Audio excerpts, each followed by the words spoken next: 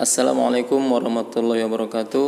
Halo teman-teman, ketemu lagi dengan saya di channelnya Kang Ares. Bagaimana kabar teman-teman semua? Semoga sehat selalu ya.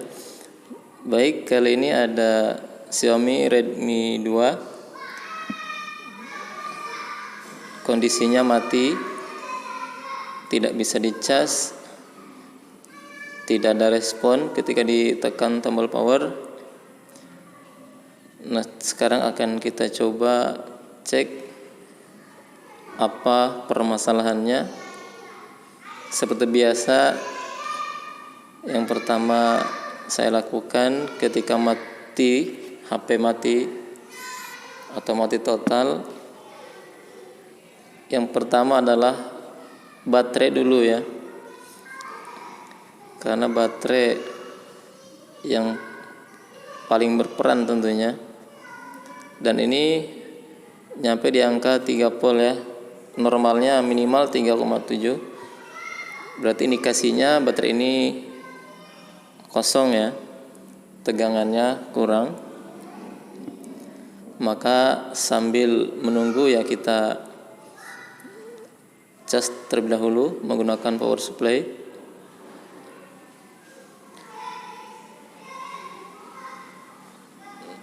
Nah, untuk voltasenya di power supply disesuaikan sampai tidak bunyi ya. Sekarang kita cek untuk konektor baterai ya, apakah normal. Di setelan 1x1 ohm. Nah, di sini saya balik jarum ngangkat ya, berarti ini indikasinya ada yang short atau konslet. Normalnya ketika pin positif dan negatif dibalik, itu jarum tidak bergerak ya. Nah, sekarang saya coba bandingkan dengan HP normal ya. Nah, ini HP Andromax. Ketika dibalik positif negatif, jarum tidak bergerak, berarti HP ini terjadi short ya, cuman short kecil, tidak full short. Nah, untuk penanganan full short sama yang short kecil itu tentunya lebih mudah full short ya, apalagi kita punya alat yang namanya MBR untuk nembak yang short. Ketahuan ya, yang short itu pasti terbakar ya ketika full short. Tapi kalau yang shortnya kecil ya nggak bisa ya pakai MBR. Sekarang saya cek dulu untuk jalur pengecasan ya, khususnya di konektor charger. Nah, normal ya, inputnya mencapai 5 volt, berarti gak ada masalah untuk pengecasan. Nah, sekarang saya akan coba cek kapasitor yang ada, yang kelihatan, dan ternyata normal semua ya kelihatannya. Karena memang sulit membedakan ketika shortnya kecil ya, kecuali menggunakan multimeter yang digital. Itu biasanya lebih akurat ya, karena ada nilai angka. Nah, sementara punya saya rusak ya, jadi saya gunakan yang analog. Ya, kita pakai yang ada. Sekarang kita cek bagian bawah mesinnya, terutama di area jalur pivot ya. Biasanya di area IC power ya, di situ jalur pivot, dan sering terjadi terjadi short di kapasitor ya. Kapasitor di jalur VBAT, khususnya di area IC power, terus juga di area lampu biasanya ya, atau di area IC lampu display itu juga sering. Terus di area pengecasan ya,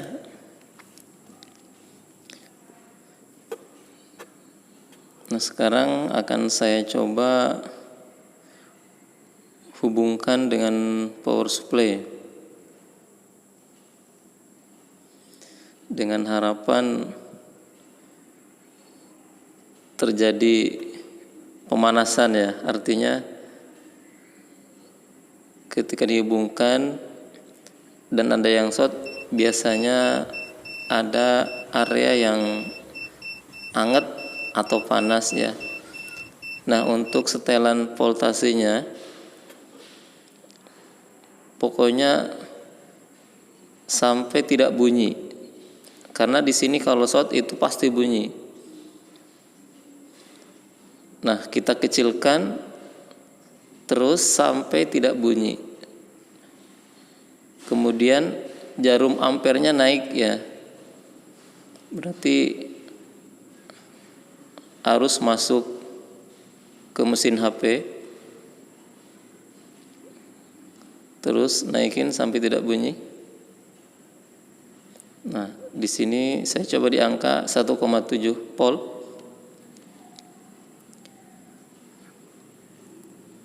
Dan ternyata ada tanda-tanda pemanasan. Ternyata ada di area lampu ya. Nah, itu area lampu, ada IC lampu di situ. Dan yang panas itu antara IC lampu, kemudian dioda dan kapasitor. Jadi tersangkanya sudah ketemu ya. Nah, biasanya yang short itu adalah di kapasitor. Sekarang langsung saya angkat kapasitornya.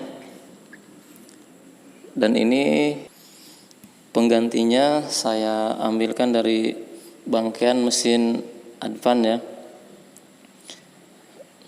Nah, untuk penggantinya yang penting ukurannya sama ya.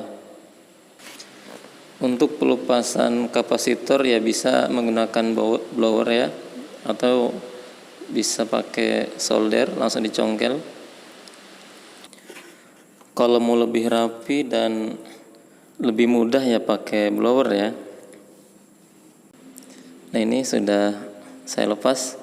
Sekarang kita bandingkan. Tadi kapasitor yang dilepas ternyata betul tersangkanya. Nah, ini gerak ya, tapi tidak full short. Kalau full short itu lampunya nyala. Nah, seperti ini. Dan ini sulit dideteksi ya. Nah, sekarang ini sebagai penggantinya, ukurannya lebih kecil sedikit ya. Jadi saya nyari yang sama, nggak ada di HP Advan, di mesin Advan. Nah, ini yang normal, jadi tidak bergerak sama sekali. Ini untuk kapasitor ya. Untuk pemasangan biasanya saya menggunakan solder ya, biar lebih aman. Mungkin di antara pemula masih ada yang belum tahu ya tadi apa itu MBR. Jadi MBR itu sebagai penghancur short ya. Nah, adapun fungsinya selain itu bisa sebagai pengganti power supply. Kalau mau lebih jelas silahkan searching ya.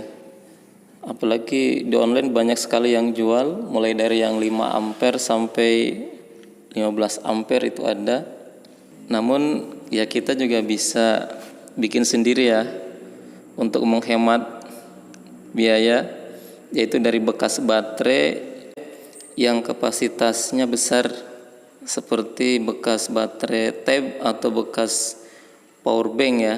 Nah, itu sangat dianjurkan. Adapun caranya dengan cara dilepas papan protektornya ya. Jadi yang ada tinggal pin positif dan negatif langsung dari baterai. Nah, itu tinggal disambungkan, bisa pakai kabel, terus nanti disambungkan ke konektor baterai, positif ke positif, negatif ke negatif. Nanti kalau full short itu biasanya terbakar ya. Selamat mencoba. Nah, ini hasilnya ya. Setelah saya tes, ternyata sudah tidak short lagi. Jadi seberapapun kerja keras kita ya, kalau hasilnya memuaskan ya terbayar sudah capeknya. Seandainya kita mengalami kegagalan, ya tetap jangan sampai putus asa ya, jangan sampai patah semangat. Ya terus semangat berjuang, karena pintu rezeki masih banyak ya. Sekarang kita coba apakah HP ini berhasil. Alhamdulillah mantul teman-teman. Berarti usaha kita terbayar sudah. Sementara sampai di sini dulu. Terima kasih sudah meluangkan waktu. Tetap semangat dalam menjalani semua aktivitas. Assalamualaikum warahmatullahi wabarakatuh.